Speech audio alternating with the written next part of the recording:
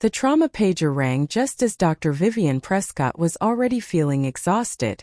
Its sharp sound echoed through the quiet hospital hallway, sending a wave of urgency through her body.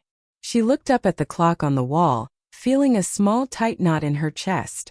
Today was the morning of her wedding day. In mere hours, she was supposed to be standing in a hotel ballroom, wearing a white dress, waiting to walk down the aisle to Henry Prescott. But then the emergency department doors burst open, and a stretcher rushed in. On it lay a young boy, barely breathing, his skin pale and clammy. His parents followed close behind, their faces full of desperation and fear. A nurse called out. The child was in septic shock, his organs failing. Vivian did not need to be told twice. She stepped forward immediately, preparing herself for surgery. Dr. Collins, the head surgeon, met her eyes and asked a question that felt heavier than it should have. Vivian, can you take this case right now? For a moment, everything around her went quiet. She thought of her mother, Ruth, sitting at home, waiting to help her get dressed. She thought of Henry, probably already getting ready at the hotel. She had promised them she would be there on time. But then she looked at the child. He was slipping away. Yes, she said without hesitation. Inside the operating room, time seemed to disappear. Every second was filled with intense focus. Vivian guided her team through one critical step after another. The child's heart rate dropped. Alarms rang, but she refused to let him go. Sweat soaked through her scrubs and her hands began to ache, but she did not slow down. For long hours passed before the situation finally stabilized. The monitor settled into a steady rhythm.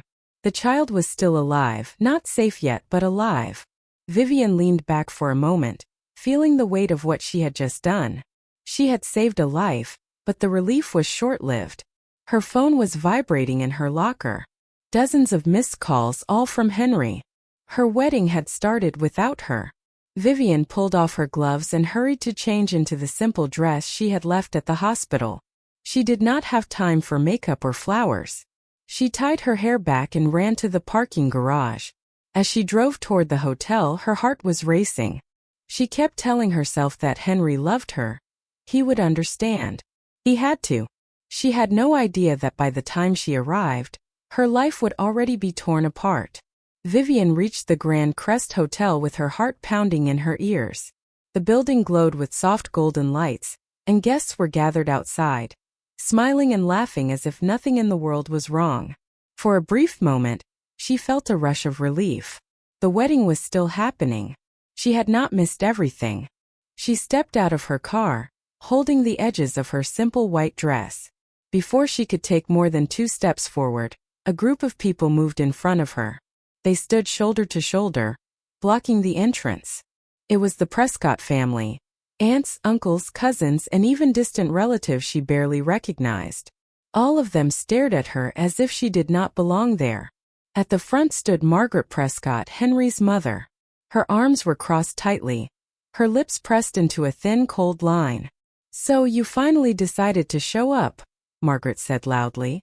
Vivian tried to stay calm. "I am sorry. I had an emergency surgery. A child was dying. I could not leave." Margaret let out a sharp laugh. "You always have some excuse. Today of all days, you should have known where you belonged." "I belonged in the operating room," Vivian said quietly. Someone's life was on the line. Henry's older sister stepped forward. "You could have let another doctor handle it. You chose work over family." Vivian felt a wave of anger, but she kept her voice steady. "That child would be dead if I had walked away." Margaret shook her head as if she was tired of hearing her. "You always act like you are better than us because you wear a white coat. But today, you humiliated my son in front of everyone." "I did not humiliate anyone," Vivian said. "I was saving a life." Margaret moved closer, her eyes burning. "You left Henry standing alone at the altar. Do you know how that made us look?" Vivian looked past them toward the hotel doors. "I need to see Henry. Let me explain to him." Margaret blocked her path. "There is nothing to explain. You do not get to decide that," Vivian replied. For years, Vivian had tried to earn Margaret's approval. She had cooked meals for family gatherings, She had smiled through rude comments about her long hours and her lack of time for housework. She had listened while Margaret praised Henry's childhood friend Laura for being gentle and proper. She had ignored the small warning signs because she loved Henry. Now all of it came crashing down. Henry's cousin leaned toward her and whispered loudly, "You think you are too important for this family." Vivian felt her chest tighten. "I gave everything to this family," she said. "My time, my patience, my respect." Margaret scoffed. "Respect is shown by putting family first, not by choosing strangers over your husband." Vivian took a deep breath. "Where is Henry?" Margaret smiled in a way that made Vivian's stomach drop. "He is inside with his wife." Vivian froze. "What?" The words felt unreal. "Henry is married," Margaret repeated slowly, as if speaking to a child. "He chose someone who knows how to be a proper wife." Vivian felt like the ground had disappeared beneath her feet. She had given up so much for Henry: late nights, missed dinners, holidays on call. And this was what it meant to him. "I need to hear it from him," Vivian said, her voice shaking. Margaret shook her head. "He does not want to see you." Behind her, the hotel doors opened and music drifted out.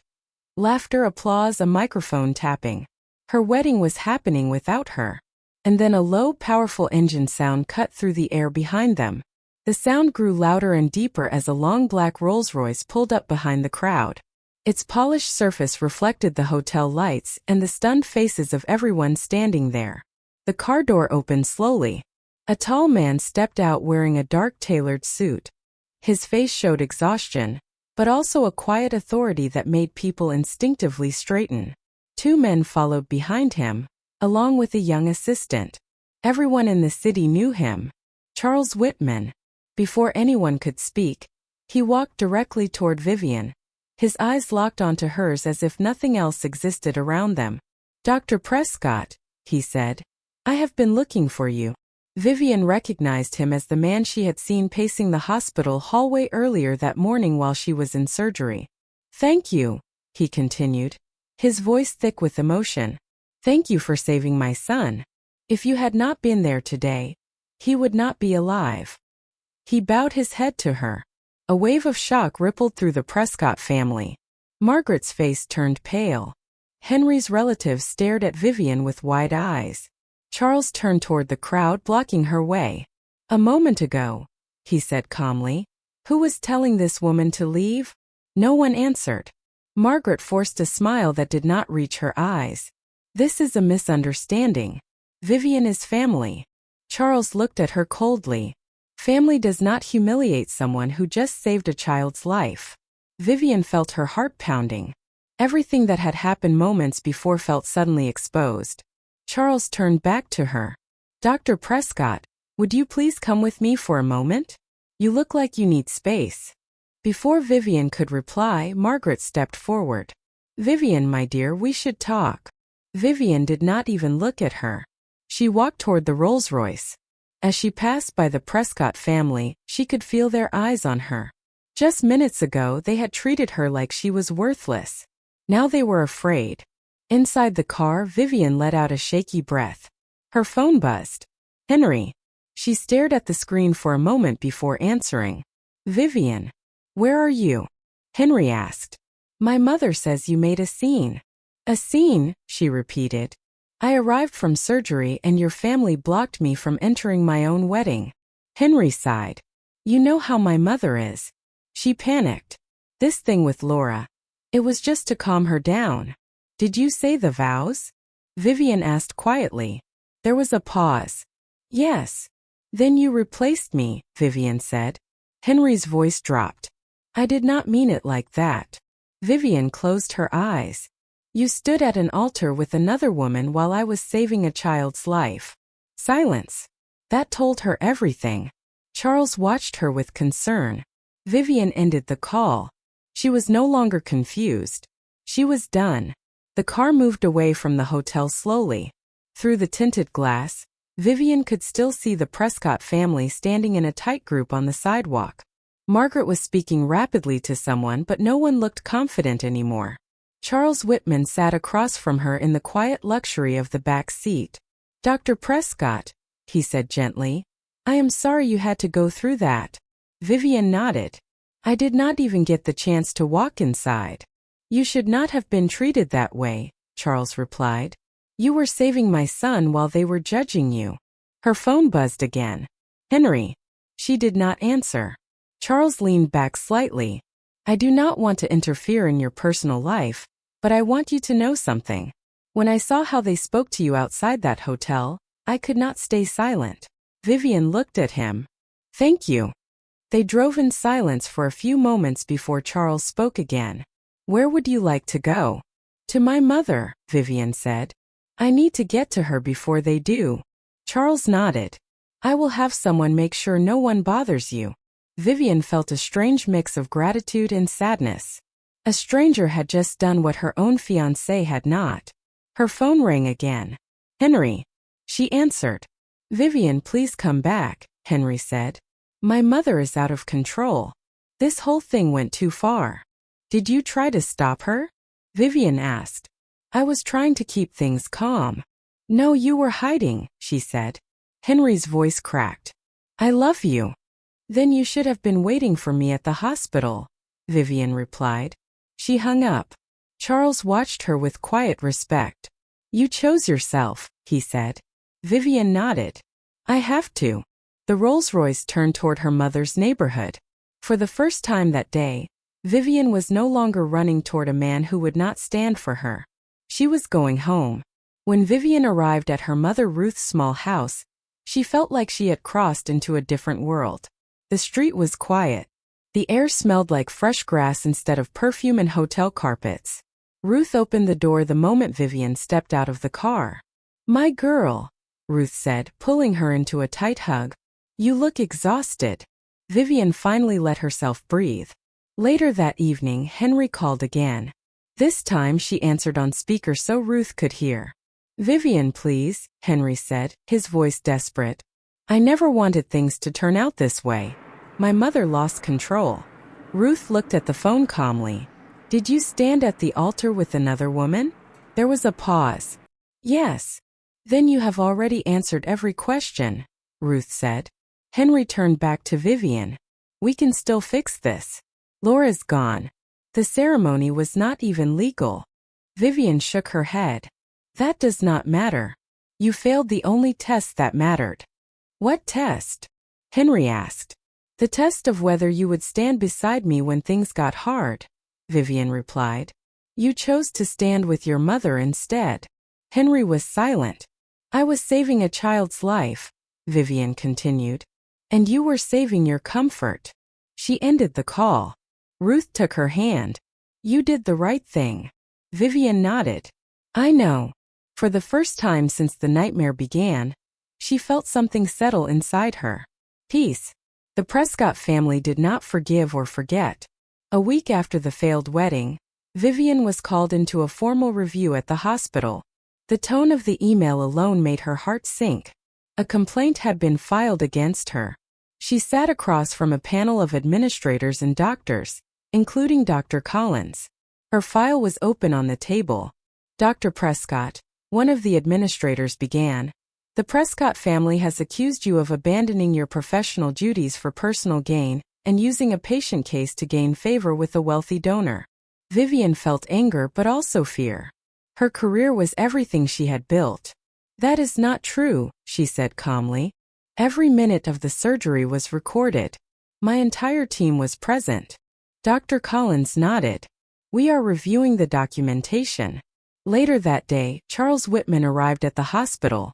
He gave a sworn statement describing how Vivian had saved his son, and how he had personally witnessed the Prescott family blocking and humiliating her. The truth was undeniable. The hospital dismissed the complaint. But Margaret Prescott was not finished. She began spreading rumors through social circles and social media, trying to paint Vivian as a selfish doctor who abandoned her wedding for attention. Vivian saw her name dragged through lies and half-truths. Charles called her. I will handle this. You should not have to fight this alone. I do not want you getting dragged into this, Vivian said. I am already in it, he replied. You saved my son. I will stand with you. Within days, legal notices were sent. The lies stopped.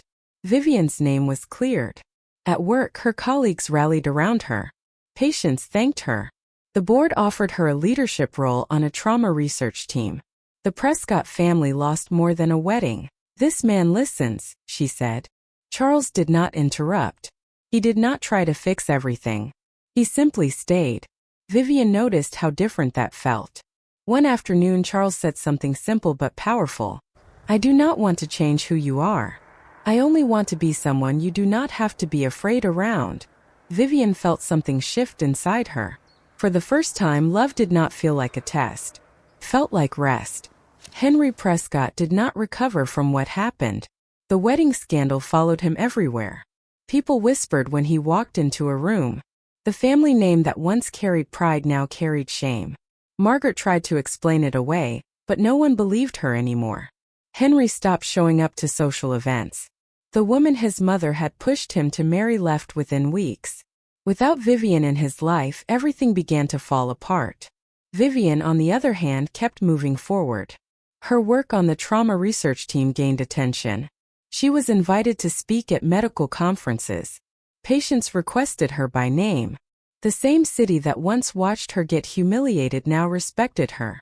One evening she stood with Ruth on the porch watching the sunset. "You lost a wedding," Ruth said softly. "But you gained a life." Vivian smiled. "I finally feel like I am living my own." Charles joined them quietly. He did not speak for a moment.